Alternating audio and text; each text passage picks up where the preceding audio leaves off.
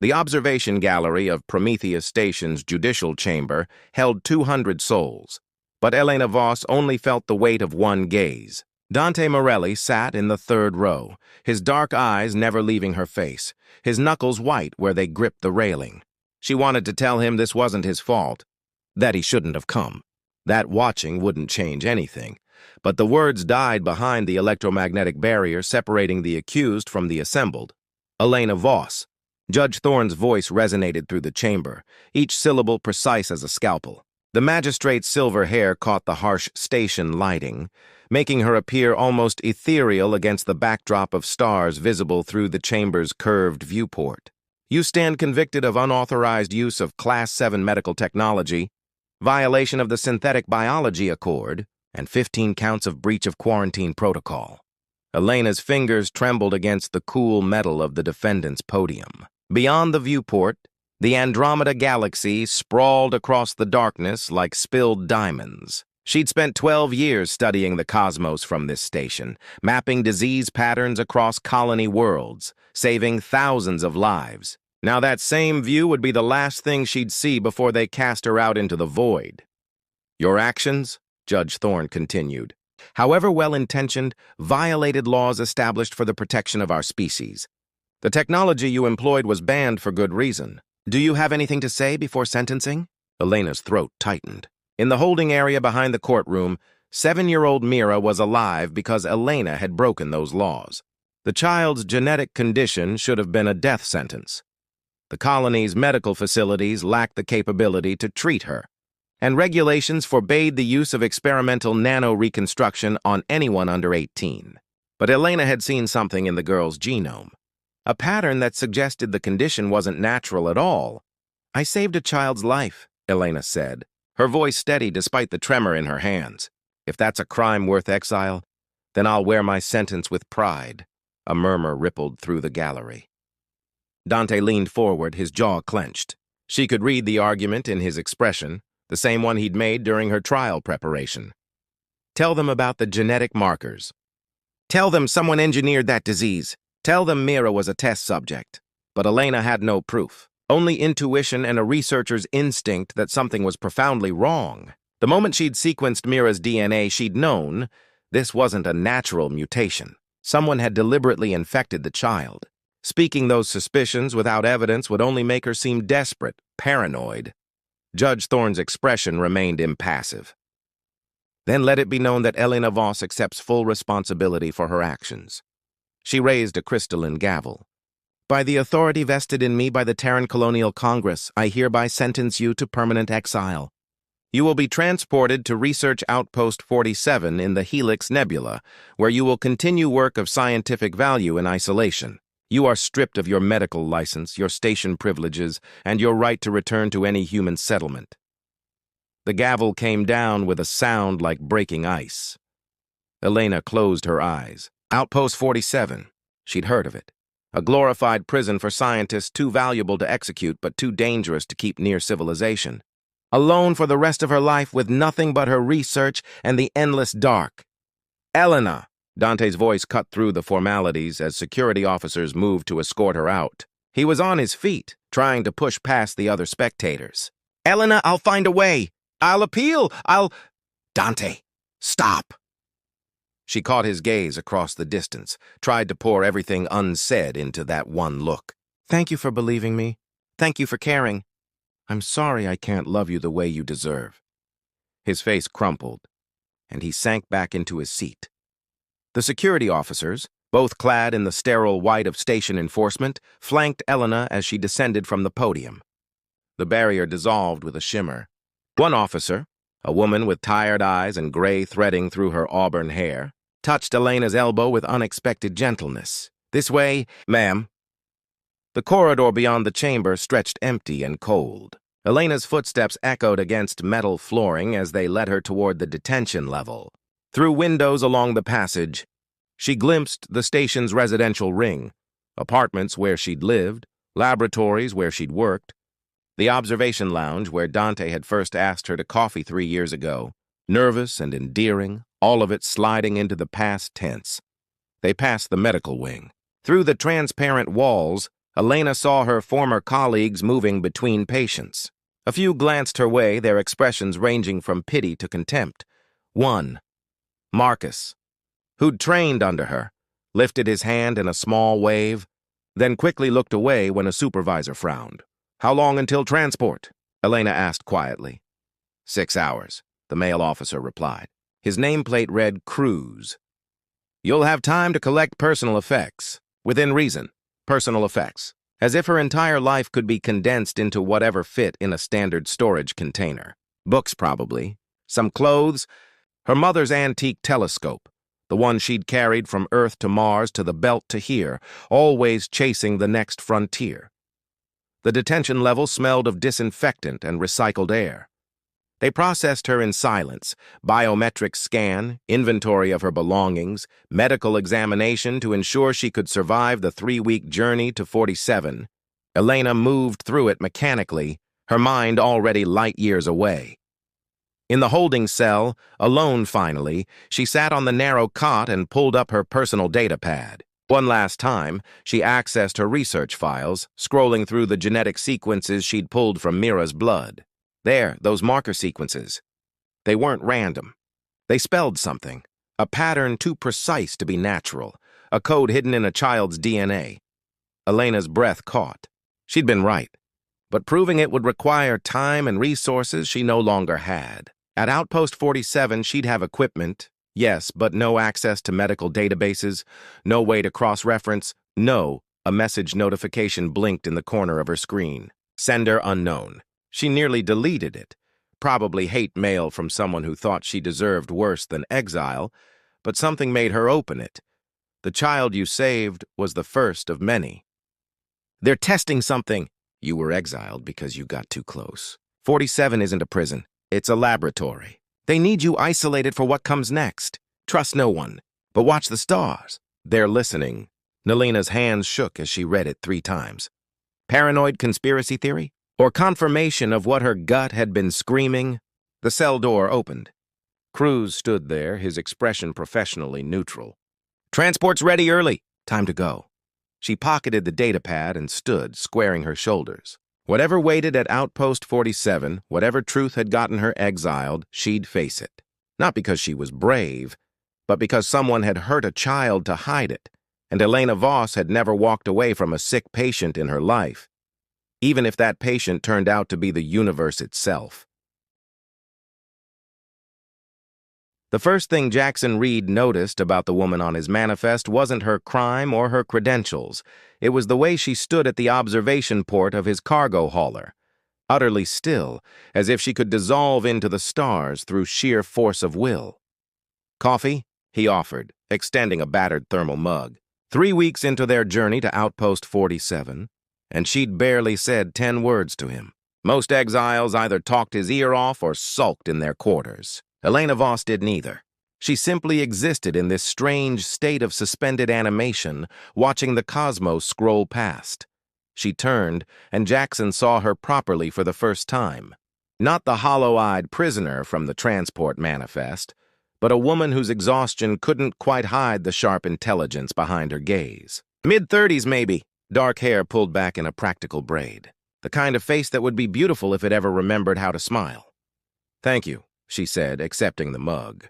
Her fingers brushed his, calloused, he noticed. "Not soft researcher's hands. You don't have to keep trying to be kind. I know what I am to you.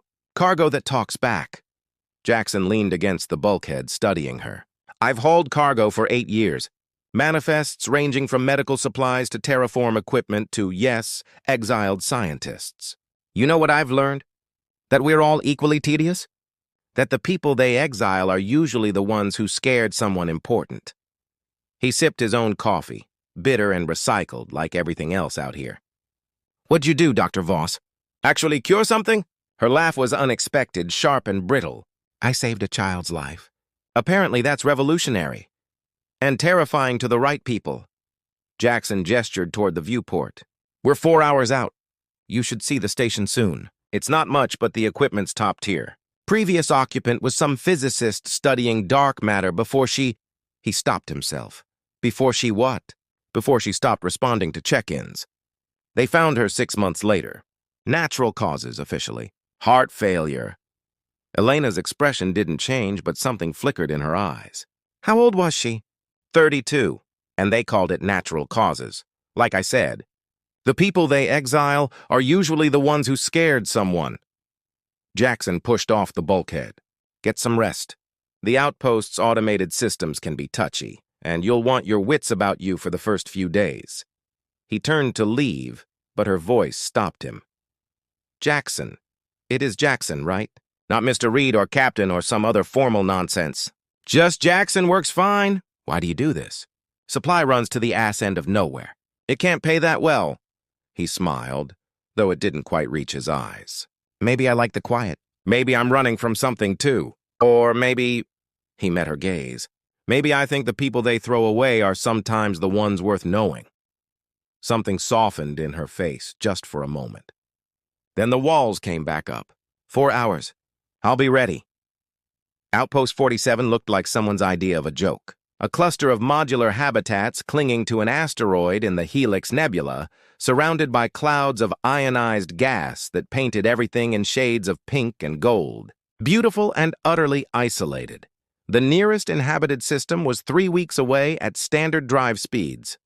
Home, sweet home, Jackson muttered as he brought the hauler into dock. The automated systems acknowledged their arrival with a cheerful chime that felt obscene given the circumstances. Elena stood behind his pilot's seat, her few possessions already packed in a single container. She'd said nothing for the past hour, just watched the outpost grow from a distant speck to their entire world. The docking clamps engaged with a metallic thunk. Jackson began the shutdown sequence, his fingers moving through the familiar routine. I'll help you get settled. Make sure the life support's stable. The water recycler's not on the fritz. Last thing you need is, you don't have to do that. I know, but I'm doing it anyway. He swiveled the chair to face her. Besides, regulations say I need to verify habitation viability before I leave you here. So you're stuck with my company for at least another 6 hours. Was that relief in her expression? It vanished so quickly he couldn't be sure. The outpost's interior was sterile and cold. Emergency lighting cast everything in a pale blue glow until Elena activated the main systems. Slowly, the facility came to life. Atmospheric processors humming, view screens flickering on, the AI companion initializing with a soft electronic trill. Welcome to Outpost 47, a melodic voice announced. I am Orion, your artificial intelligence assistant. Previous occupant, Dr. Yuki Tanaka. Status, deceased. Current occupant, Dr. Elena Voss. Status, exiled. How may I assist you? Christ, Jackson breathed. They could have programmed some tact into it. Elena's lips twitched. Not quite a smile, but close. It's fine. Orion, run a full diagnostic. I want to know if anything's malfunctioning. Initiating diagnostic. Estimated completion, 42 minutes. While the AI worked, Jackson helped Elena unpack. The living quarters were cramped but functional. A sleeping alcove, small galley, hygiene station, and a desk bolted to the floor beneath a viewport that framed the nebula perfectly. The research lab occupied the larger adjacent module, filled with equipment that made Jackson's eyes glaze over. Quantum microscopes, gene sequencers, data processors that probably cost more than his entire ship. You could do worse, he offered. Elena ran her hand over the main workstation, her expression unreadable. I could be dead. This is definitely better than dead. Low bar. I'm working with what I've got. She turned to him, and for the first time he saw something other than exhaustion in her eyes. Determination. Fire. Thank you, Jackson, for treating me like a person. You didn't have to? Yeah, well. He rubbed the back of his neck, suddenly uncomfortable. My next run isn't for 6 weeks. I'll be back to resupply you. If you need anything, within reason, send a message to my ship's relay. It'll reach me eventually. 6 weeks.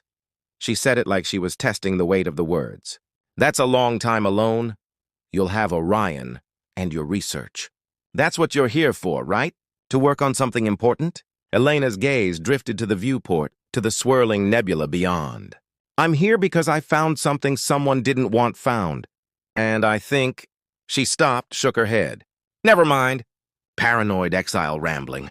Jackson stepped closer, close enough to see the flecks of gold in her brown eyes.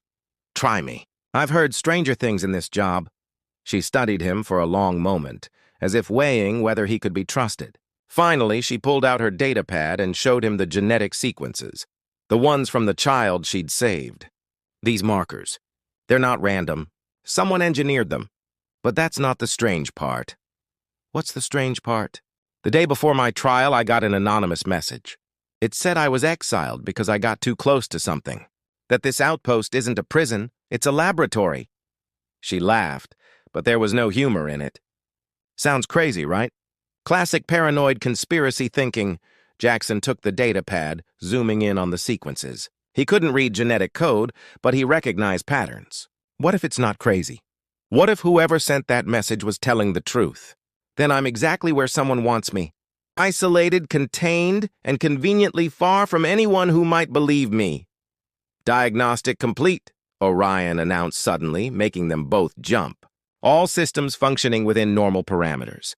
However, I have detected unusual readings in the cosmic background radiation. Would you like details? Elena's head snapped up. What kind of unusual readings? Structured patterns in the microwave spectrum. Previous occupant, Dr. Tanaka, noted similar anomalies but discontinued investigation 6 months before her death. Files are flagged as classified. Can you access them? Negative. Authorization level insufficient. Elena's expression shifted from curiosity to something harder. Orion, what was Dr. Tanaka's official cause of death? Cardiac arrest, secondary to deep space isolation syndrome. She was a physicist studying background radiation, and she just happened to die of heart failure after finding classified anomalies? Correlation does not imply causation, Dr. Voss. Jackson set down the data pad. But sometimes it does. Elena, what if the previous occupant found the same thing you're looking for? What if that's why she's dead? Elena's hands clenched into fists. Then I need to find it first, before whatever killed her comes for me. Or, Jackson said slowly, an idea forming, you don't do this alone. My next supply run? I'll dig around. See what I can learn about Tanaka, about why you were really exiled. I know people at the fringe stations, smugglers, information brokers, the kind of folks who notice when the official story doesn't add up. You'd do that? Risk your license may be worse for someone you just met?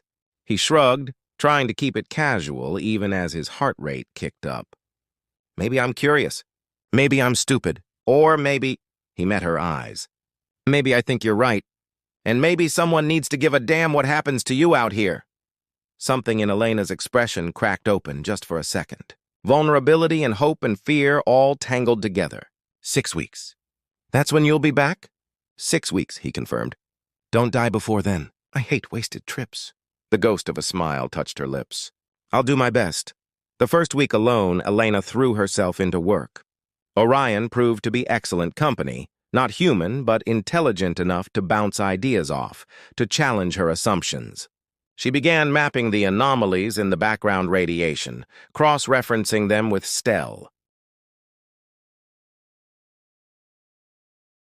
Jackson Reed had made supply runs to 37 different outposts over 8 years, but he'd never once counted the days until the next one. Now he found himself doing exactly that, watching the chronometer tick down with an impatience that bordered on ridiculous. 28 days since he'd left Elena at Outpost 47.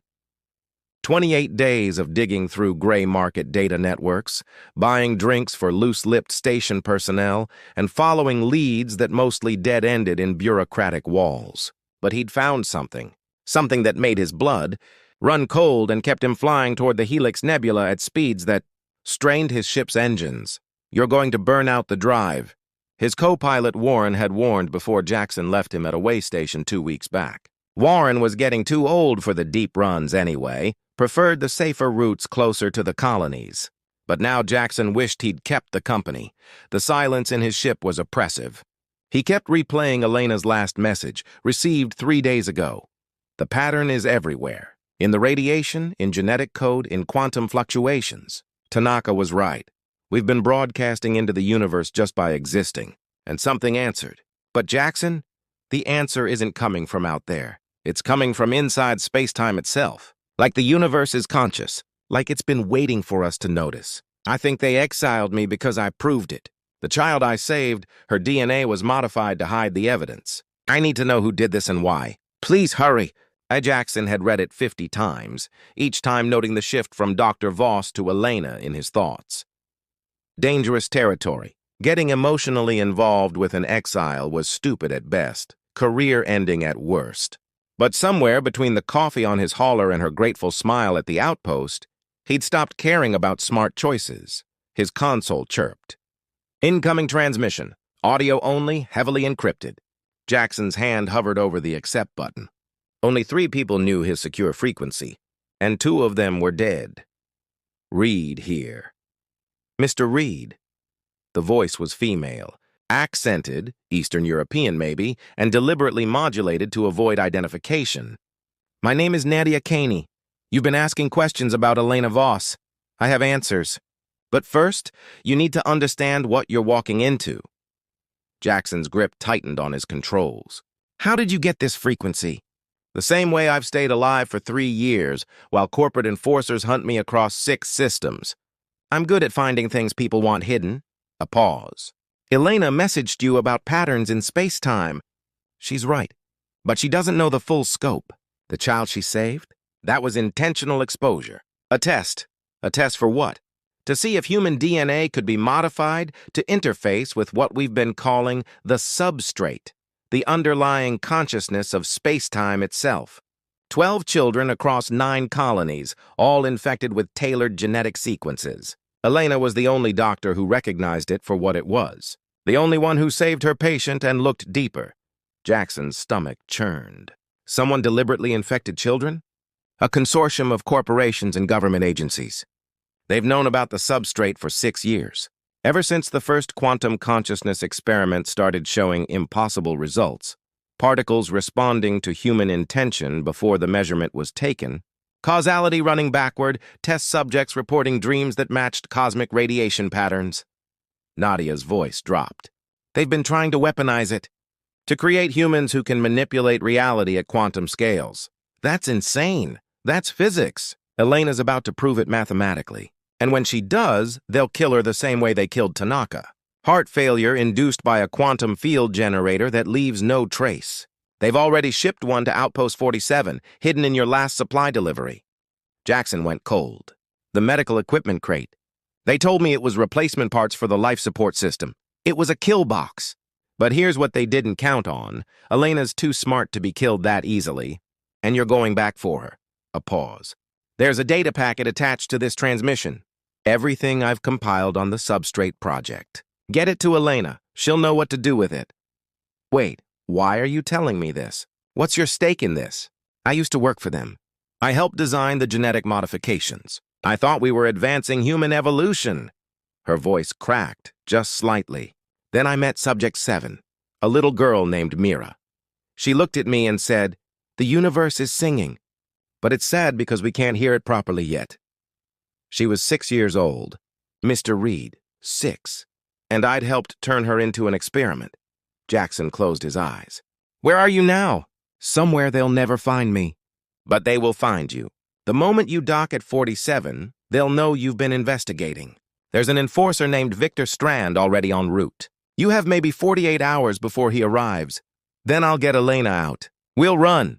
You can't run from people who can manipulate space-time. Your only option is to expose them.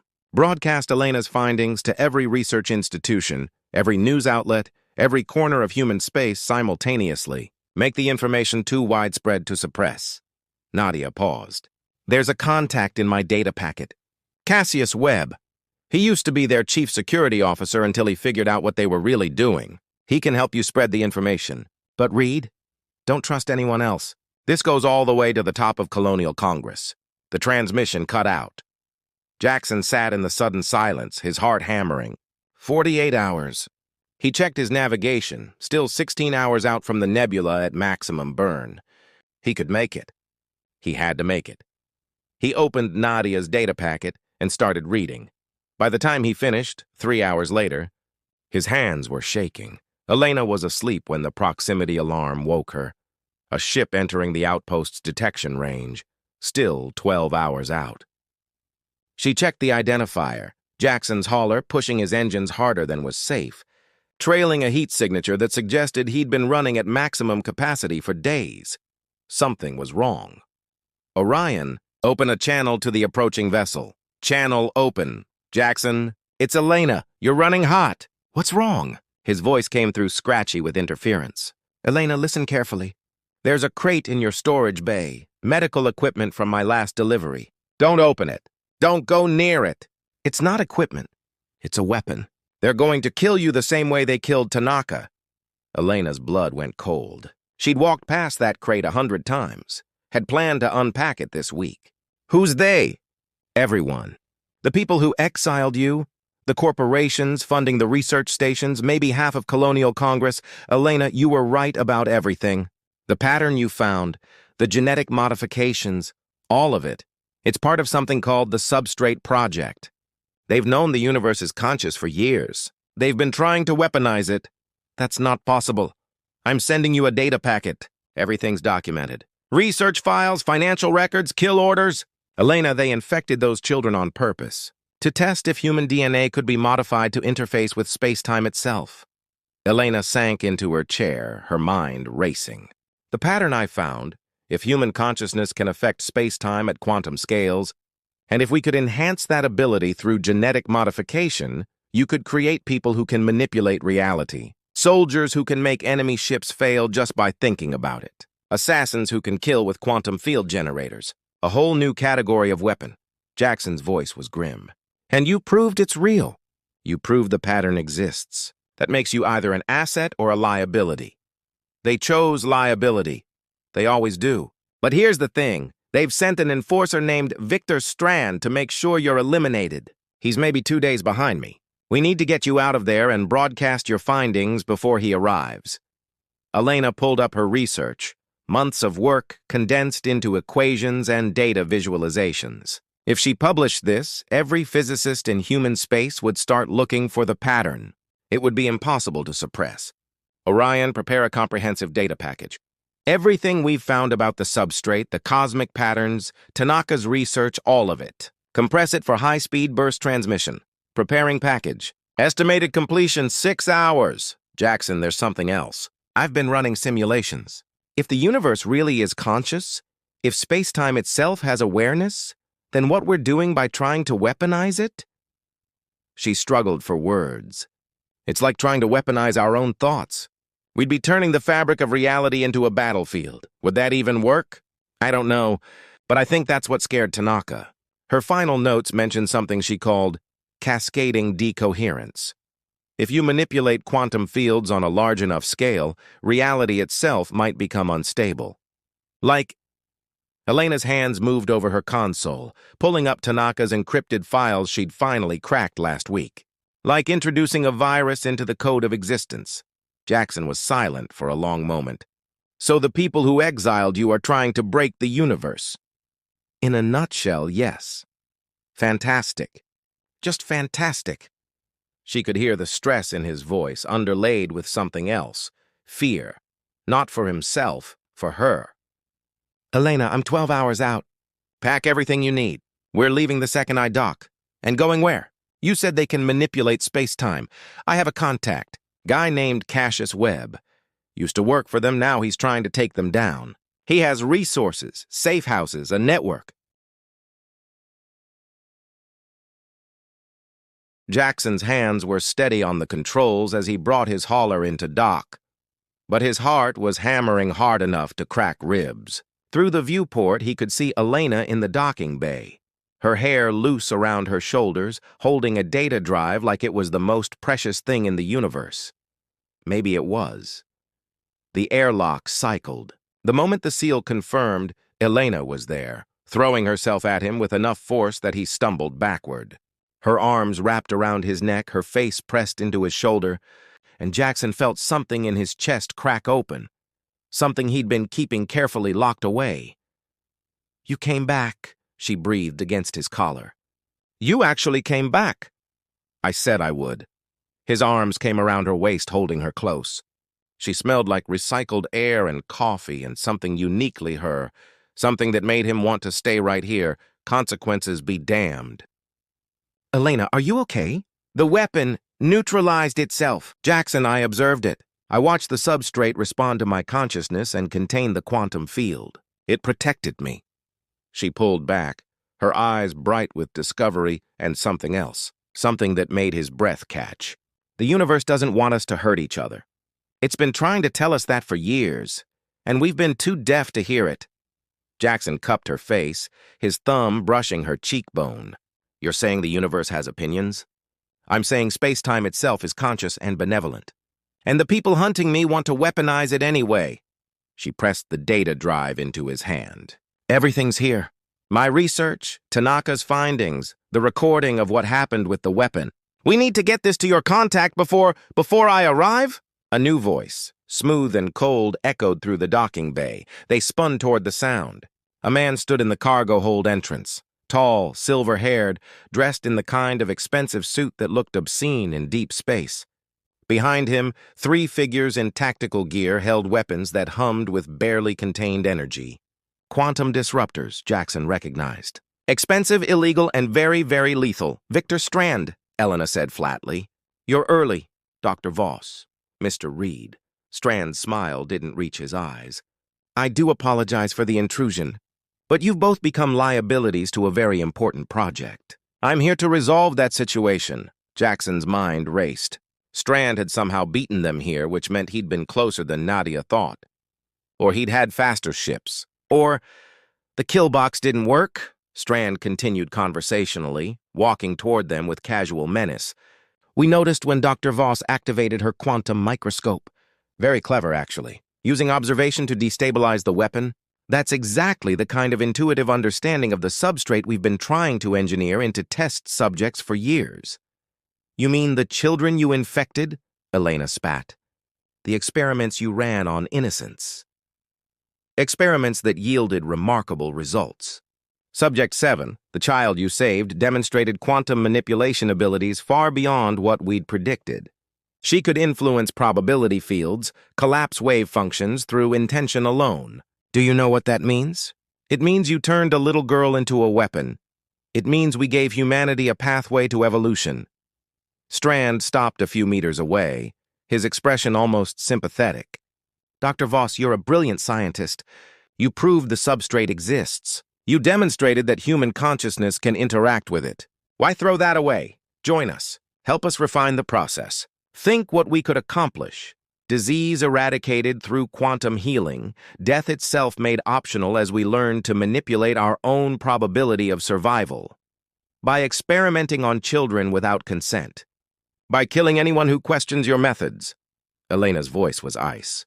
That's not evolution. That's atrocity. Strand sighed. I was hoping you'd be reasonable.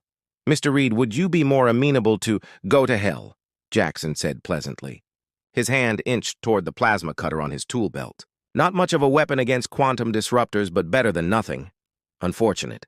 Strand gestured to his team. Kill them both. Make it look like a decompression accident. The tactical team raised their weapons, and then the lights went out. Emergency power failure, Orion's voice announced calmly in the darkness. Cause deliberate override of primary systems. Please remain calm. What the hell? Strand started. That would be me, a new voice said from somewhere in the shadows. Female, accented, familiar from Jackson's encrypted call. Hello, Victor. Long time, Nadia. Strand's voice went hard. I should have known you'd show up. You always did have a flair for the dramatic. Emergency lighting flickered on, bathing everything in red. A woman emerged from the maintenance shaft, slim, dark-skinned, with silver cybernetic implants tracing her temples. She held no weapons, but something about her stance suggested she didn't need them. Run, Nadia said to Elena and Jackson. I've sealed the main docking bay. Get to your ship. I'll buy you time. I'm not leaving you, Elena started. You have the data. That's what matters. Go! Jackson grabbed Elena's hand and ran. Behind them, he heard the whine of quantum disruptors, Strand shouting orders, and something that sounded like space-time itself screaming. They burst into Jackson's ship, and he slammed the hatch controls. Orion, release docking clamps. Unable to comply. Docking bay doors are sealed. Override them, Override requires security authorization level 7 or higher. Damn it. Jackson threw himself into the pilot's seat, fingers flying over controls. They needed those doors open, needed to get out before Strand's team cut through the ship's hull and... Elena's hand closed over his. Wait, I can do this. What? The substrate. It responded to my consciousness before.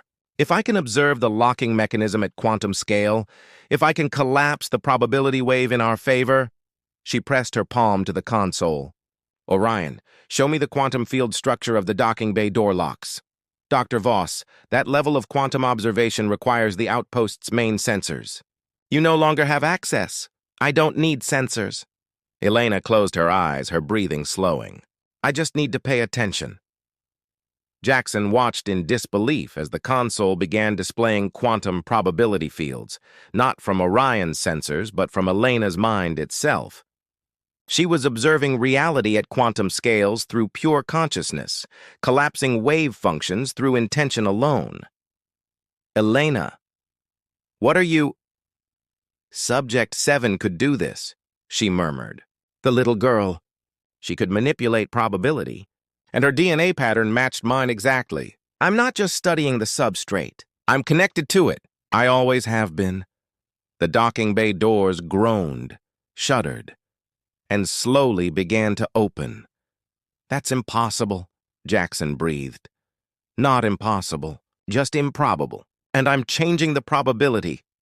Elena's eyes snapped open, bright with power and fear. Go, now, before I lose focus. Jackson fired the engines. The hauler lurched out of the docking bay, scraping against the partially open doors, alarms shrieking as they violated every safety protocol. Behind them, Outpost 47 receded into the nebula's glow. Elena, I don't know what I just did. She stared at her hands like they belonged to someone else. Jackson, what's happening to me? I think... He reached for her, pulling her into his arms. I think you're evolving, like Strand said, but naturally, not through their experiments. What if I can't control it? What if I hurt someone? You won't. He tilted her face up, making her meet his eyes. You saved a child when it cost you everything. You risked your life to prove the universe is benevolent. Elena, whatever you're becoming, I trust you.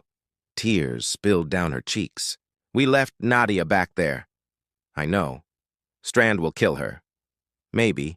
Or maybe she's been surviving them for 3 years for a reason. Jackson pulled up the navigation console with one hand, keeping the other around Elena. We need to reach Cassius Webb. Nadia said he could help us broadcast your findings. Where is he? Coordinates are in her data packet. Some nowhere station in the fringe. 3 days at maximum burn. He looked at her seriously. But Elena, Strand's ships are faster. They'll catch us before we get there. She was quiet for a long moment, staring at the stars beyond the viewport. Then we don't run. We broadcast from here. Send everything to every research institution, every news outlet, every corner of human space simultaneously. Make it impossible to suppress. That'll paint a target on our backs. We already have targets on our backs. Elena's jaw set with determination. The difference is now I know I'm not alone. I have you. And apparently I have the universe itself paying attention. She managed a shaky smile. Those are pretty good odds. Jackson kissed her then. Couldn't help himself. Couldn't stop himself. She melted into him, her hands fisting in his jacket, kissing him back with desperation and hope, and something that felt dangerously close to love. When they finally broke apart, both breathing hard, Elena whispered, "Promise me something. Anything. If this goes wrong, if they catch us, don't let them take me alive. I won't be their experiment." Elena, promise me, Jackson. He pulled her closer, his face buried in her hair. It won't come to that. I won't let it. But even as he said it, his console chirped a warning.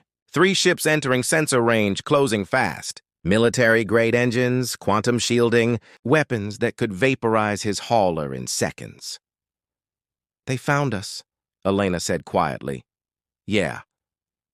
Jackson's hands moved to the controls, running calculations he already knew were hopeless. Orion, prepare that data package for transmission. Wideband, maximum power, every frequency we can... Part 5. The Choice Clark colony sprawled across 3 interconnected asteroids in the belt, a testament to human stubbornness in the face of cosmic indifference.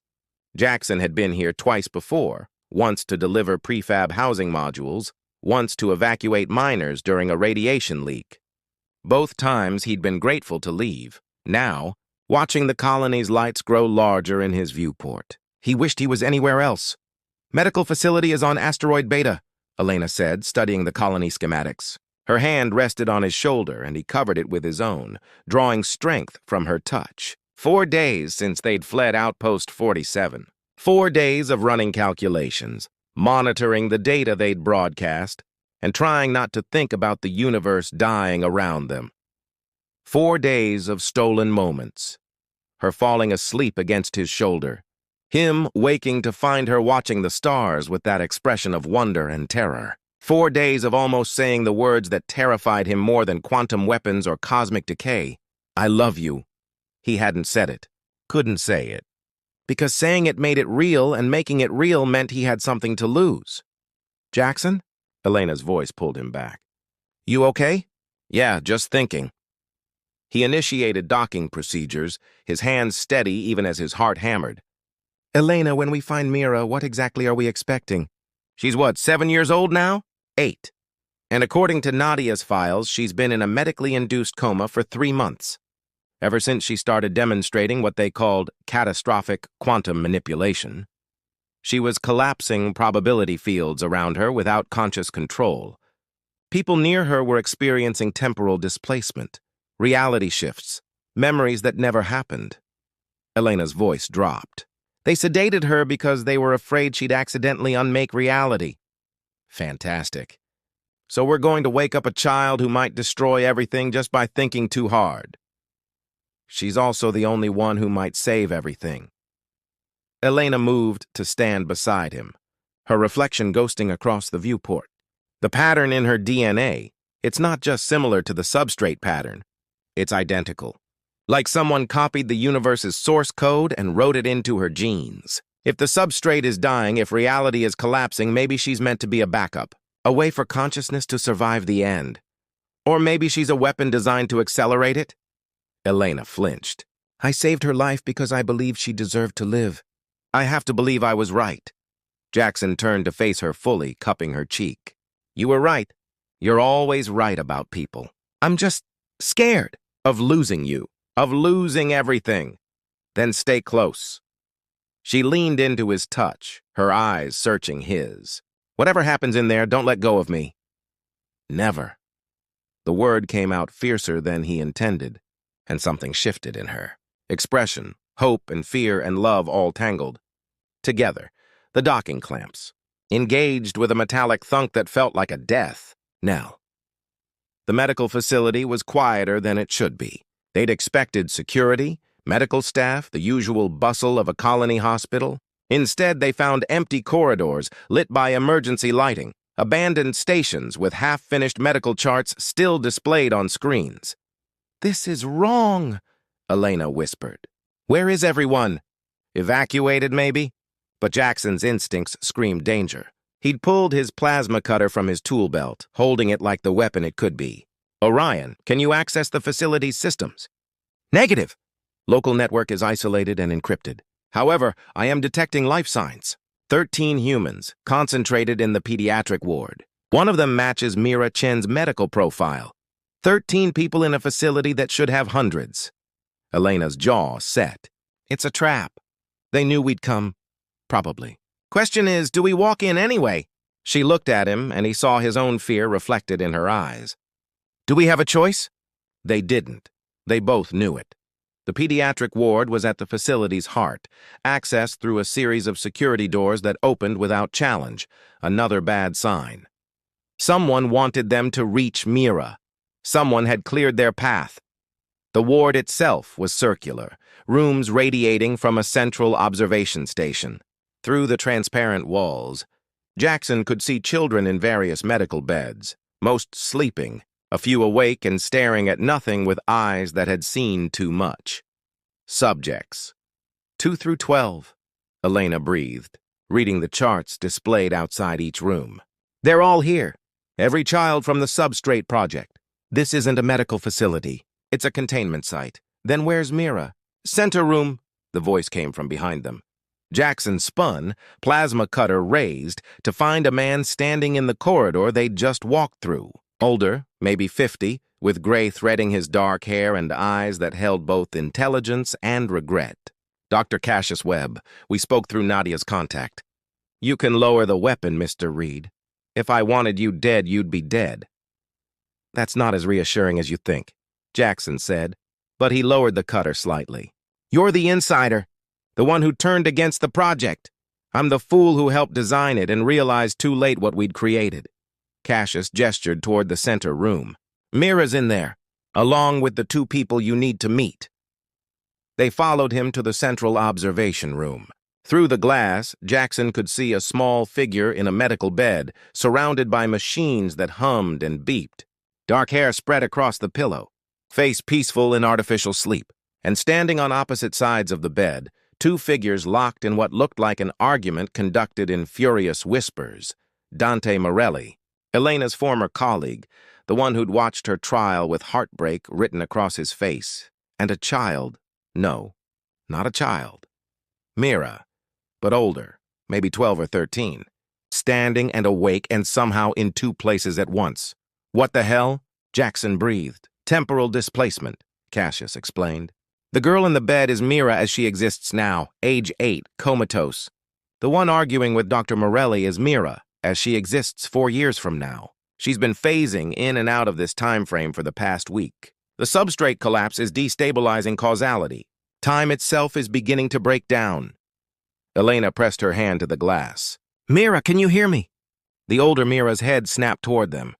Her eyes, too old for her young face, fixed on Elena with an intensity that made Jackson's skin crawl. Dr. Voss, you came. I knew you would. I remembered you coming because I'm living it right now, which is already in my past, which hasn't happened yet. Time is a circle and the circle is breaking and you have to help me fix it before I undo everything. Mira, slow down. I can't slow down. Don't you understand? I'm existing in 4 different time frames simultaneously. Part of me is 8 and dying in that bed. Part of me is 12 and standing here. Part of me is 3 and being infected with the genetic sequence that made me this. And part of me is... She stopped, her expression crumpling. Part of me is already dead. 4 years from now. Because I failed. Because I couldn't hold reality together. Dante finally looked up, and Jackson saw the exhaustion etched into his features. Elena, thank God, she won't listen to anyone else. She keeps saying only you can make the choice. What choice? Elena's voice shook. Mira, both versions, the sleeping child and the temporal ghost, suddenly opened their eyes. When they spoke, their voices synchronized in eerie harmony. The choice between saving humanity or saving the universe. You can't do both. The conference room adjacent to the ward held 12 chairs around a table, and somehow that felt ominous. 12 chairs. 12 experimental children. 12 ways reality could end. Cassius pulled up holographic displays that showed the substrate's decay in stark, undeniable detail. Probability fields collapsing across entire sectors. Stars flickering out of existence as causality failed. And at the center of it all, a spreading void where the universe's consciousness had simply stopped. 6 years ago, Cassius began, we discovered that human consciousness could interact with space-time at quantum scales. Small effects at first. Probability manipulation, minor reality shifts. But the more we studied it, the more we realized the substrate wasn't just responsive to consciousness. It was made of consciousness.